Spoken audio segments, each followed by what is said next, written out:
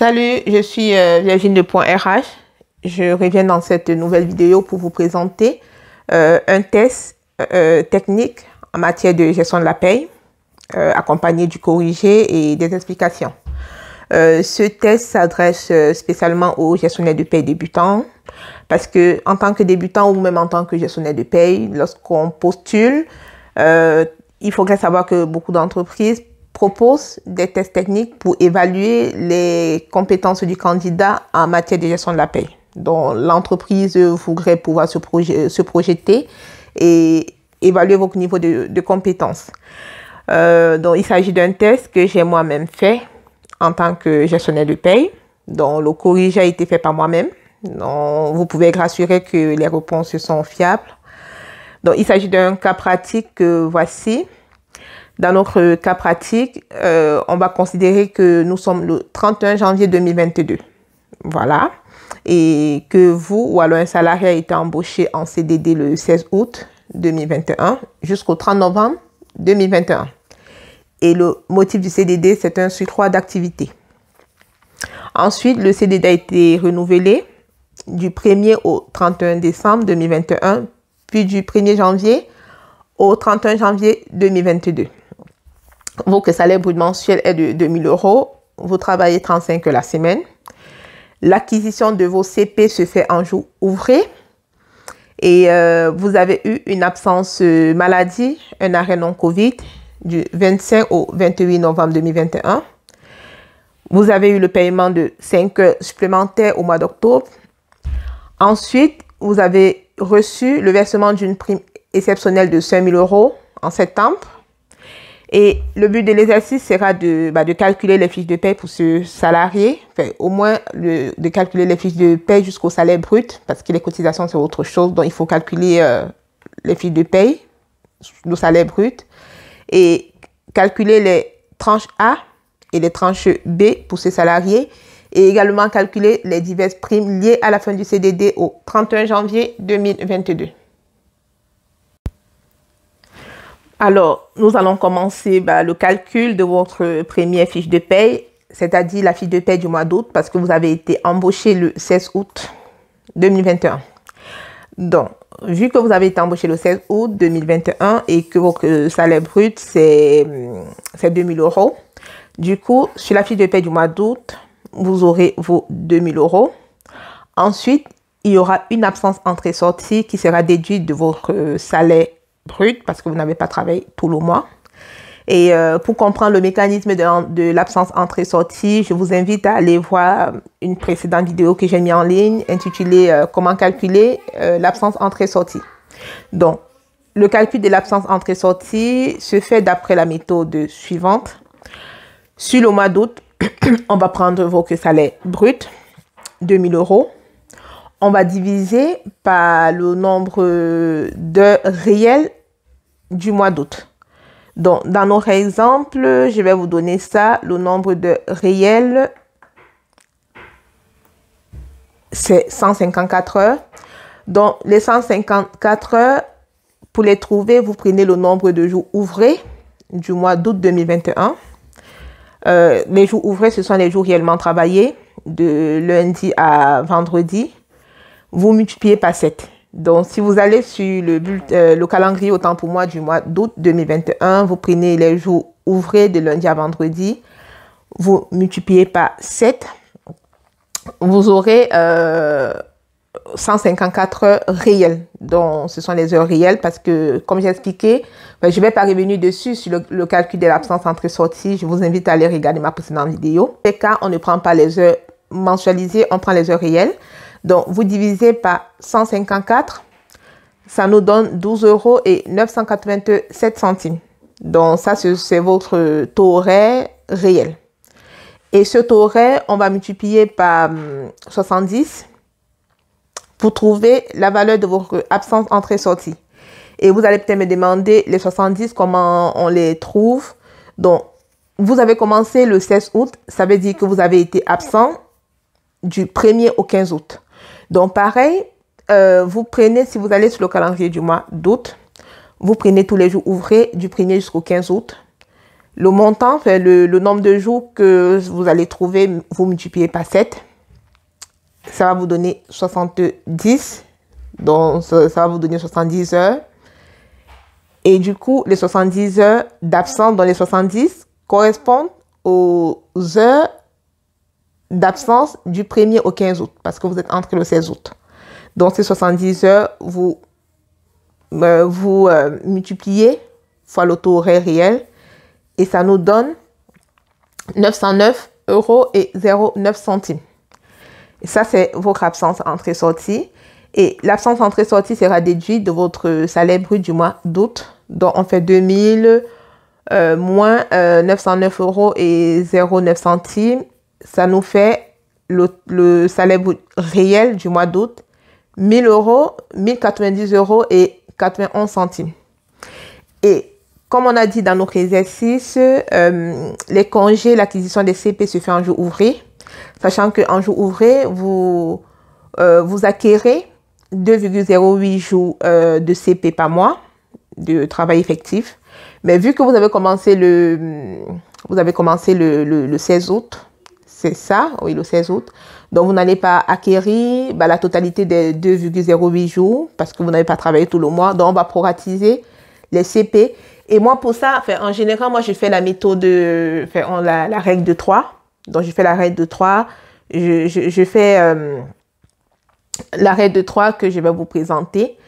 Je vais dire, si pour 22 jours ouvrés, normalement, quand vous calculez, ça fait 21,67. Donc, je vais mettre pour 22 jours ouvrés, vous avez 2,08 CP.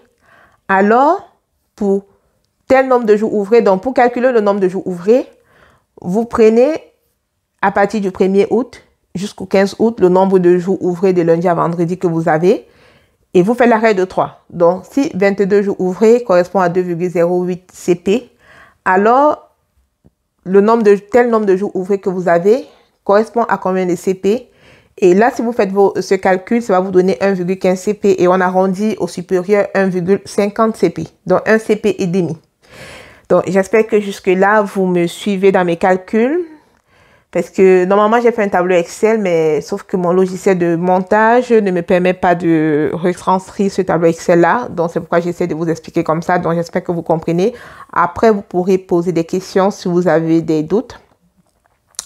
Donc, là, ça, c'est la fiche de paye du mois d'août. Donc, au mois d'août, une entrée en cours de mois, votre salaire brut, moins l'absence entrée-sortie. Et après, en bas, on a votre salaire brut réel. Et un peu en bas du bulletin, il y a vos CP. Vous avez acquis 1,50 CP et non les 2,08 jours parce que vous n'avez pas travaillé tout le mois. Ensuite, au mois de septembre. Au mois de septembre, vous avez votre salaire brut de 2000 €. Dans notre exercice, on a dit vous avez eu le versement d'une prime exceptionnelle de 5000 € en septembre. Donc, du coup, la prime exceptionnelle est versée en haut du bulletin. Donc, vous avez vos 2000 € et vous avez vos 5000 € de prime exceptionnelle. Donc, au mois de septembre, votre salaire brut sera de 7000 € et vous aurez vos 2,08 CP, vu que c'est un jour ouvré, parce qu'un jour ouvrable, c'est 2,5 CP. Ensuite, au mois d'octobre. Au mois d'octobre, vous avez vos 2000 € de salaire brut. Ensuite, vous avez le paiement, on a dit, de 5 heures supplémentaires. Et pour trouver les heures supplémentaires, je vous invite également à regarder une vidéo que j'ai mise sur le calcul des heures supplémentaires. Donc, là, vite fait, vous devez savoir que les heures supplémentaires sont majorées soit à 125%, soit à 150%. Donc, ici, c'est majoré de la 36e heure. Donc, vous comptez 8 heures jusqu'à 8 heures au-delà de la 35e heure.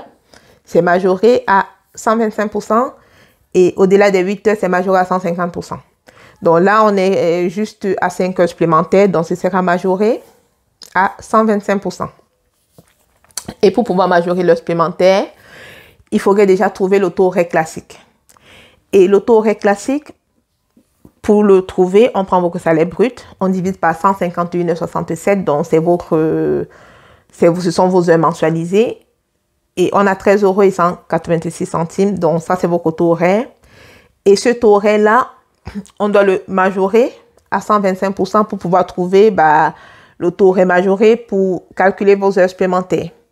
Donc on prend les 13,186 €, on fait fois 125%. On a 16,48 €. Donc ici, c'est le taux horaire majoré et on fait x5 pour trouver la valorisation de vos heures supplémentaires. Et si on fait x5, on trouve 82,42 €. Donc sur le mois d'octobre, votre salaire brut sera de 2 000 € plus 82,42 €, soit 2 082,42 €. Et en matière de CP, vous aurez acquis 2,8 CP, 2,08 CP parce que vous aurez travaillé le mois entier. Au mois de novembre, qu'est-ce que vous avez eu? On a dit vous avez eu une absence maladie, un arrêt non Covid. C'est ça. Du 25 au 28 novembre. Pourquoi on a précisé l'arrêt non Covid? Je vais vous expliquer en matière de paiement des IGSS pour comprendre. Donc ici, vu que vous avez eu un arrêt non Covid, il y aura une déduction absence maladie sur le mois de novembre qui sera appliquée. Et pour trouver cette déduction-là, parce que, en fait, lorsque vous êtes en arrêt maladie, Covid ou pas, la donne change. Pourquoi? Parce que les arrêts non Covid, je précise, les arrêts non Covid sont indemnisés dès le premier. Non, les arrêts non Covid sont indemnisés avec 3 jours de carence. C'est ça. Alors que les arrêts Covid sont indemnisés sans délai de carence. Donc là, on est dans un arrêt non Covid, donc qui sera indemnisé avec les 3 jours de carence. Mais là, on n'est pas dans l'indemnisation, on est dans l'absence maladie, donc au niveau de votre entreprise, parce que l'indemnisation se fait par la sécurité sociale. Donc, on va vous déduire votre absence maladie du 25 au 28 novembre. Et pour faire cette déduction, on va calculer le nombre de jours du 25 au 28 novembre. Ça équivaut à combien de jours? On va déjà trouver votre taux horaire réel. Donc, c'est le même mécanisme comme pour l'absence entrée-sortie. Donc, du coup, du 25 au 28 novembre, si vous allez sur le calendrier, vous allez voir que du 25 au 28 novembre, ça va donner 2 jours parce qu'on compte les jours ouvrés. Parce que même si la sécurité sociale indemnise tous les jours du mois en jours calendaires, mais au niveau de l'absence, on ne prend que les jours ouvrés, donc de lundi à vendredi. Donc, dans notre exemple, si vous allez sur le calendrier du mois de novembre 2021, vous allez voir que le 25 au 28 novembre, il y a un week-end. Voilà, il y a un week-end, ça prend une partie du week-end. Donc, au final, on n'a que 2 jours ouvrés sur cette période. Donc, je reprends le calcul. On va prendre vos 2 000 €. On va diviser par 154 heures du mois de novembre. Et les 154 heures, pour les trouver, on prend vos jours ouvrés du mois, on multiplie par 7. Les jours ouvrés, j'avais dit, c'est de lundi à vendredi. On multiplie par 7. On a 154 heures. Et on a le taux horaire réel qui est de 12 € et 997 centimes. Et ce taux horaire réel, on multiplie par 14 pour trouver la valorisation de l'absence. Et ça nous donne 181,08 €. Et les 14 correspondent à votre absence réelle. Donc, jusque-là, j'espère que je me fais comprendre dans mes explications. Voilà, parce que du 25 au 28 novembre, là, je n'ai pas un calendrier devant moi, mais vous prenez les jours d'absence réels. Et sur cette période, vous avez une partie du week-end. C'est pourquoi au final, il n'y a que 2 jours d'absence réels parce qu'on considère les jours ouvrés. Donc, l'absence est déduite en jours ouvrés réels. Mais pourtant, quand la sécurité sociale va vous indemniser, elle va considérer tous les jours du mois, donc elle indemnise en jours calendaires.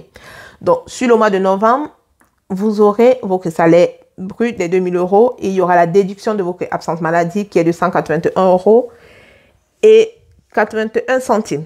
Donc, déduction faite, votre salaire brut réel sera de 1818 euros et 19 centimes. Sur le mois de décembre, vous n'avez rien eu, je pense. Donc, vous avez votre salaire brut de 2000 euros.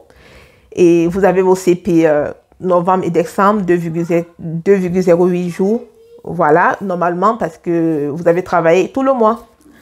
Sur le mois de janvier, c'est la fin de votre CDD. Vous avez votre salaire brut parce que vous avez travaillé en totalité, parce que vous avez travaillé normalement tout le mois. Ensuite, on va vous verser la prime de précarité et l'indemnité compensatrice de congés payés. Donc, j'ai fait une vidéo où j'explique mieux la fin du CDD et le calcul des primes. Donc là, je vais expliquer vite fait comment a été calculée la prime de précarité.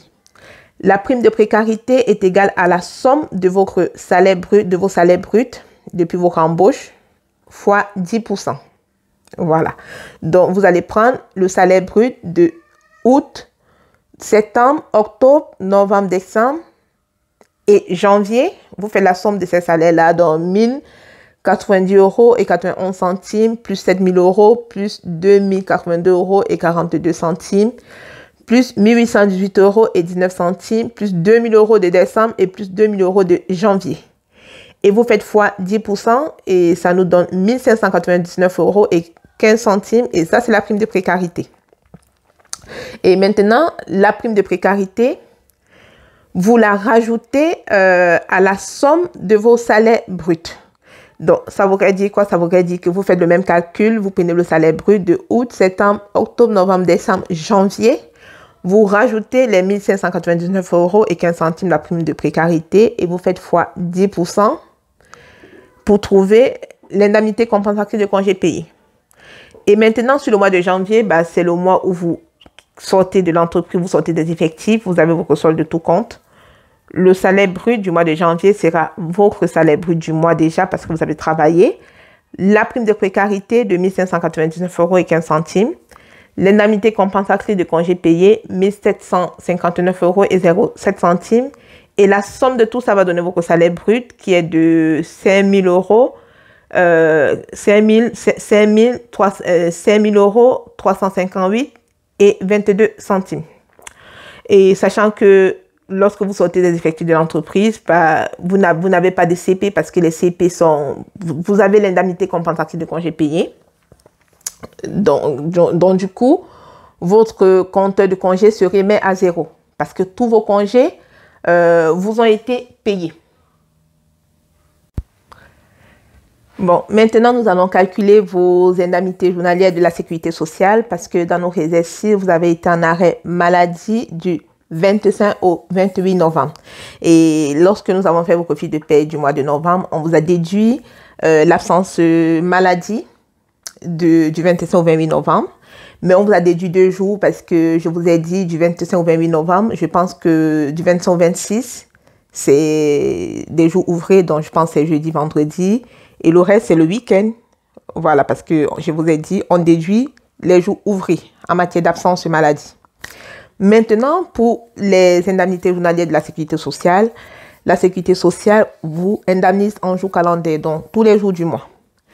Et puis là aussi, au niveau de l'indemnisation de la sécurité sociale, on a dit dans notre exercice qu'il s'agissait d'un arrêt non Covid, parce que pour les arrêts Covid, la sécurité sociale indemnise 100 jours de carence, donc à partir du premier jour. Mais là, on est dans un arrêt non Covid, donc il y aura 3 jours de carence du 25, 26 et 27 novembre. Donc, vous serez indemnisé pour une seule journée, dans la journée du 28 novembre. Et pour ça, je vais vous montrer vite fait le calcul, mais j'ai fait une vidéo détaillée où je présente le calcul des indemnités journalières par la sécurité sociale, que ce soit en matière d'arrêt maladie simple ou en matière d'accident de travail. Donc, dans nos raisons, on va calculer les indemnités journalières. Pour cela, vu qu'il s'agit d'un arrêt du mois de novembre, on va prendre les salaires des 3 derniers mois. On prend les salaires des 3 derniers mois qui précèdent l'arrêt. Donc, l'arrêt, c'est du 25 au 28 novembre. On va prendre les salaires de août, septembre et octobre. Voilà. Et on va revenir dans notre calcul au mois d'août. Vous avez eu 1090 € et 91 centimes. Au mois de septembre, vous avez eu 7000 € de salaire. Et on ne va pas prendre les 7000 € de salaire parce que la sécurité sociale plafonne le salaire brut à hauteur de 1,8 fois le SMIC. Donc, voilà. Donc là, on ne va pas prendre les 7000 € parce que ça va au-delà du plafond retenu par la sécurité sociale. Voilà, donc vous prenez le salaire brut au mois de septembre, le salaire brut, vous faites fois 1,8 fois. Donc, si vous plafonnez le salaire brut au mois de septembre, vous trouvez 2798 € et 24 centimes. Donc, c'est 1,8 fois le SMIC. Et je vous invite à regarder ma vidéo sur le calcul des IJ pour mieux comprendre tout ça en détail. Et au mois d'octobre, on va prendre votre salaire brut du mois d'octobre qui est de 2082 € et 42 centimes. Voilà, donc on prend le salaire brut du mois d'octobre parce que c'est le salaire brut des 3 derniers mois. On fait la somme de ces salaires bruts-là. Voilà. Et ensuite, vous divisez par 85,25 pour trouver le salaire journalier de référence. Et vous faites fois 50% pour avoir l'indemnité journalière. Pour avoir l'indemnité journalière brute qui vous sera versée le 28 novembre. Et maintenant, pour avoir les indemnités nettes, vous allez lever la CSG et la CRDS qui donne la CSG et la CRDS, c'est 6,70 parce qu'il y a 6,2 et il y a 0,50. Ça donne 6,70. Et si vous allez lever 6,70% des 32 € et 5 centimes, vous avez vos indemnités journalières nettes qui vous seront versées par la sécurité sociale pour la journée du 28 novembre.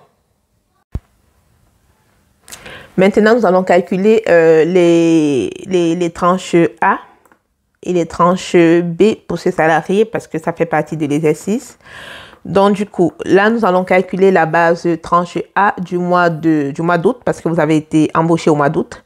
Donc, au mois d'août, votre salaire brut est de 1090 € et 91 centimes. Et sachant, entre guillemets, le plafond mensuel de la sécurité sociale en 2022 est de 3428 € et en 2021, ce plafond était toujours de 3428 €. Voilà, donc on reste sur le même plafond en 2021 et en 2022. Bah, c'est plus simple pour les calculs. Donc, vu que vous n'avez pas atteint le plafond de la sécurité sociale au mois d'août, qui est de 3428 €, donc votre tranche A au mois d'août sera égale à votre salaire brut, qui est de 1090 € et 91 centimes. Mais si vous voyez d'après le visuel, j'ai présenté un cumul parce qu'en fait, vous devez comprendre que le plafond de la sécurité sociale s'apprécie à l'année. Donc, même s'il y a le plafond mensuel qui est de 3428 €, mais pour comprendre un peu le système des tranches A, tranches B et tout, il faudrait apprécier le calcul à l'année. Voilà, c'est pourquoi dans mon exercice, j'ai mis le cumul brut. J'ai mis le cumul mensuel de la sécurité sociale et avant de mettre les tranches A et les tranches B. Donc, le cumul brut, vous voyez, au mois d'août, le cumul, c'est le salaire brut, 1090 € et 91 centimes. Le cumul mensuel du plafond de la sécurité sociale, 3428 € et la tranche A qui est égale au salaire brut. Sur le mois de septembre, le cumul est égal au salaire du mois d'août et le salaire du mois de septembre. Et le cumul du plafond de la sécurité sociale est égal à 3428 € fois 2, donc c'est sur 2 mois. Maintenant, la tranche A du mois de septembre. Donc, la tranche A du mois de septembre, vu que vous êtes au-dessus parce que vous avez quand même touché 7000 € au mois de septembre et que votre cumul de plafond de la sécurité sociale est de 6856 €. Donc, vous avez touché plus que le cumul de la sécurité sociale. Donc, pour trouver votre tranche A, on va prendre votre cumul de la sécurité sociale, dont les 6 856 euros. On va enlever la base de la tranche A du mois précédent pour trouver la base de la tranche A du mois en cours, qui est le mois de septembre. Et en faisant ces calculs, on fait 6 856 euros moins 1090 euros et 91 centimes. On a notre base de tranche A qui est de 5 765 euros et 09 centimes. Et maintenant, vu qu'on voit que la base tranche A n'est pas égale à 7 000 euros, parce qu'on a quand même touché 7 000 euros, il faudrait que les 7 000 euros soient répartis sur la tranche A et la tranche B. Donc, la tranche B sera égale à votre salaire brut du mois de septembre, dont les 7 000 euros, moins la base tranche A qui est de 5 000 euros et 5 765 euros et 09 centimes. Et en faisant ces calculs, on va trouver 1 234 euros et 91 centimes. Donc, le calcul, c'est 7 000 euros moins 5 765 euros et 09 centimes. On a la base tranche B qui est de 1 234 euros et 91 centimes. Maintenant, nous allons calculer la tranche A et B du mois d'octobre. Parce que là, on a calculé tout à l'heure les tranches A et B des mois d'août et septembre. Et là, nous allons calculer la tranche A et B du mois d'octobre. Donc, pour trouver la tranche, déjà pour rappel, au mois d'octobre, votre salaire brut est de 2 082 euros et 42 centimes sur le salaire brut mensuel. Le cumul du salaire brut, c'est 10 173 euros et 33 centimes. Et après, on a le cumul mensuel du plafond de la sécurité sociale, le cumul annuel, parce que ça s'apprécie à l'année. Et pour trouver ce cumul annuel, j'ai dit, on prend 3 428 fois le nombre de mois. Voilà, là, c'est fois 3, parce qu'on est sur août, septembre, octobre. Pour trouver la tranche A du mois d'octobre, on va prendre votre cumul brut annuel du mois d'octobre. On va enlever la base de tranche A du mois précédent, du mois de septembre. Et la base de tranche A du mois d'octobre sera de 3 317 euros et 33 centimes. Sachant qu'au mois d'octobre, vu que vous n'avez pas travaillé, votre plafond mensuel est en dessous votre salaire brut mensuel, autant pour moi, est en dessous du plafond mensuel de la sécurité sociale. Donc, au mois d'octobre, vous n'avez pas de plafond à payer. Donc, ça s'apprécie à l'année. Ça permet de faire des régules. Donc, sur le mois d'octobre, vous aurez une base de tranche A à 3 317 euros et 33 centimes.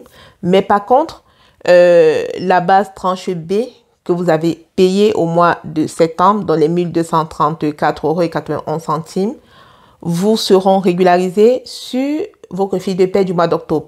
Donc, au mois d'octobre, vous aurez une base de tranche B négative qui sera de moins 1 234 euros et 91 centimes, parce que si on prend votre salaire brut du mois d'octobre, les 2 082 euros et 42 centimes, on enlève la base de tranche A, on trouve un montant négatif qui sera de moins 1 234 euros et 91 centimes.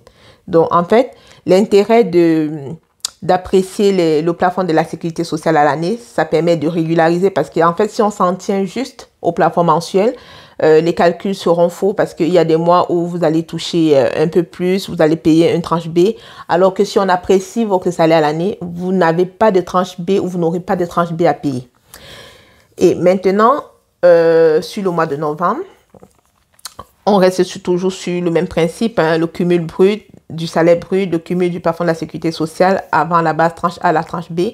Mais vu que jusqu'au mois d'octobre, vous avez déjà eu la régule, parce que c'est juste au mois de septembre où vous avez eu un gros salaire, où vous avez payé une tranche B, alors que de façon globale, sur le reste de l'année, vous avez des petits salaires. Donc, la régule a été faite entre septembre et octobre. Et au mois de novembre, du coup, votre base tranche A est égale à votre salaire brut qui est de 1 818 euros et 19 centimes. Et vous n'avez pas de tranche B parce que vous n'êtes pas au-dessus du plafond de la sécurité sociale.